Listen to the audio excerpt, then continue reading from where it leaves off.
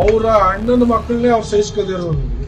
ನನ್ನಂತವ್ರನ್ನ ಬಡವ್ರ ಮಕ್ಕಳು ಸಹಿಸ್ಕೋತಾರ ಇವರು. ಅವ್ರ ಅಣ್ಣನ ಮಗನ ಜೈಲ್ ಹಾಕ್ಸ್ಬಿಟ್ರಲ್ಲ, ಇವರೇ ಕ್ರಿಯೇಟ್ ಮಾಡಿ ಅವನ್ನ ಒಳಗ್ ಕಳ್ಸಿದ್ರು. ಮಾಜಿ ಸಂಸದ ಪ್ರಜ್ವಲ್ ರೇವಣ್ಣ ಜೈಲ್ ಸೇರೋದಕ್ಕೆ ಕೇಂದ್ರ ಸಚಿವ ಎಚ್.ಡಿ. ಕುಮಾರಸ್ವಾಮಿಯೇ ಕಾರಣ ಅಂತ ಕಾಂಗ್ರೆಸ್ನ ಶಾಸಕ ಕದಲೂರು ಉದಯ್ ಸ್ಫೋಟಕ ಆರೋಪವೊಂದನ್ನ ಮಾಡಿದ್ದಾರೆ. ಅಣ್ಣನ ಮಗನನ್ನೇ ಅವರು ಸಹಿಸಿಕೊಳ್ಳಿಲ್ಲ, ನಮ್ಮನ್ನು ಸಹಿಸಿಕೊಳ್ತಾರಾ, ಇವ್ರ ಮಗ ಗೆದ್ದಿಲ್ಲ ಅಂತ ಷಡ್ಯಂತ್ರ ಮಾಡಿ ಅಣ್ಣನ ಮಗನನ್ನೇ ಜೈಲಿಗೆ ಹಾಕ್ಸಿದ್ರು. ಮಾಜಿ ಪ್ರಧಾನಿ ಎಚ್.ಡಿ. ಮನಸ್ಸು ಮಾಡಿದ್ರೆ ಬಿಡಿಸಬಹುದಾಗಿತ್ತು ಅಂತ ಮದ್ದೂರಿನಲ್ಲಿ ಕದಲೂರು ಉದಯ್ ಗಂಭೀರ ಆರೋಪವನ್ನ ಮಾಡಿದ್ದಾರೆ. ಜೊತೆಗೆ ತಾಕತ್ತಿದ್ರೆ ಮಂಡ್ಯಕ್ಕೆ ಕೈಗಾರಿಕೆ ತರಲಿ, ಅಭಿವೃದ್ಧಿ ಮಾಡೋದಕ್ಕೆ ಛಲ ಆಸಕ್ತಿ ಬೇಕು, ರೈತರ ಕಷ್ಟ ಗೊತ್ತಿರಬೇಕು, ಬರೀ ಭಾಷಣ ಟಿವಿ ಮುಂದೆ ಹೇಳಿದ್ರೆ ಅಭಿವೃದ್ಧಿ ಆಗೋದಿಲ್ಲ. ಎಚ್.ಡಿ.ಕೆ ಮೊದಲು ಪ್ರಾಮಾಣಿಕವಾಗಿ ಕೆಲಸ ಮಾಡಿ ತೋರಿಸ್ಲಿ ಅಂತಾನು ಕಿಡಿಕಾರಿದ್ರು. ಕುಟುಂಬಕ್ಕೋಸ್ಕರ ನೀವು ಟಾರ್ಗೆಟ್ ಆಗ್ತಾ ಇದ್ರ ಅಂತ? ಹೌದ್ರಿ, ಕುಟುಂಬ ಒಂದು ಅವ್ರಿಗೆ ಏನಂದ್ರೆ ಯಾರು ಇಲ್ಲಿ ಬೆಳಿಬಾರ್ದು. ಅವರ ಅಣ್ಣನ ಮಕ್ಕಳನ್ನೇ ಅವ್ರು ಸಹಿಸ್ಕೋದಿರೋರು. ನನ್ನಂತವ್ರನ್ನ ಬಡವ್ರ ಮಕ್ಕಳು ಸಹಿಸ್ಕೋತಾರ ಇವರು. ಅವ್ರ ಅಣ್ಣನ ಮಗನ ಜೈಲ್ ಹಾಕ್ಸ್ಬಿಟ್ರಲ್ಲ, ಯಾಕೆಂದ್ರೆ ಇವ್ರ ಮಗ ಗೆದ್ದಿಲ್ಲ, ಜನ ತಿರಸ್ಕಾರ ಮಾಡ್ಬಿಟ್ರು.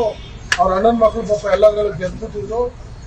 ಇವರೇ ಕ್ರಿಯೇಟ್ ಮಾಡಿ ಅವನ್ನ ಒಳಗ್ ಕಳ್ಸಿದ್ರು. ಪ್ರಜ್ವಲ್ ಜೈಲು ಇವರೇ ಕಾರಣ? 100% ಅವರೇ ಕಾರಣ.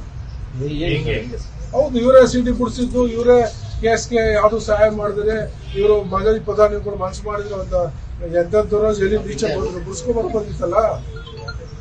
ಇವ್ರು ಮಗ ಸೋತ್ಬಿಟ್ಟ, ಇವ್ರ ಮಗ ಮೇಲ್ ಬರ್ಲಿಲ್ಲ ಅಂದ್ಬಿಟ್ಟು ಈಗ ಅದನ್ನ ಮುಖಾಂತರ ಪಾದಯಾತ್ರೆ ಮಾಡಿಸ್ತಾರಂತೆ. ಮಾಡಿಸ್ಲಿ, ಏನ್ ಬೇಕಾದ್ರು ನಿಂತ್ಕೊಳ್ಳಿ. ಇನ್ನೂ 10 ಕಡೆ ಎಲೆಕ್ಷನ್ ಜನ ಇಷ್ಟಪಟ್ಟರೆ ಆಯ್ಕೆ ಮಾಡ್ತಾರೆ, ಅದು ಬೇರೆ ವಿಚಾರ. ಇವರು ರಾಜಕೀಯ ಮಾಡಬಾರ್ದು. ಒಬ್ಬ ಕೇಂದ್ರ ಮಂತ್ರಿ ಅಂದ್ರೆ ಅವ್ರಿಗೆ ಆದ ಜವಾಬ್ದಾರಿ ಇರ್ತದೆ, ಈಕ್ವಲ್ ಟು ಮುಖ್ಯಮಂತ್ರಿ. ಅವರು ಏನ್ ಮಾಡ್ಬೇಕು, ಕಾನೂನು ಚೌಕಟ್ಟಿಗೆ ಎಷ್ಟು ಮಾತಾಡ್ಬೇಕು ಅಷ್ಟು ಮಾತಾಡ್ಬೇಕು. ಇಲ್ಲಿ ಬಂದು ಜನನ ಪ್ರಚೋದನೆ ಕೊಟ್ಬಿಟ್ರೆ ಏನು ಅದೇನು ದೊಡ್ಡ ಸಾಧ್ಯನಾ? ಓಲಿ ಏನ್ ಮಾಡೋರೆ ಬೇಡ ರೀ.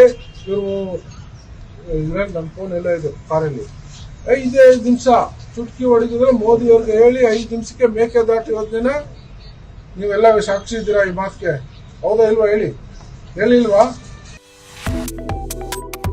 Subscribe to One India and never miss an update. Download the One India app now.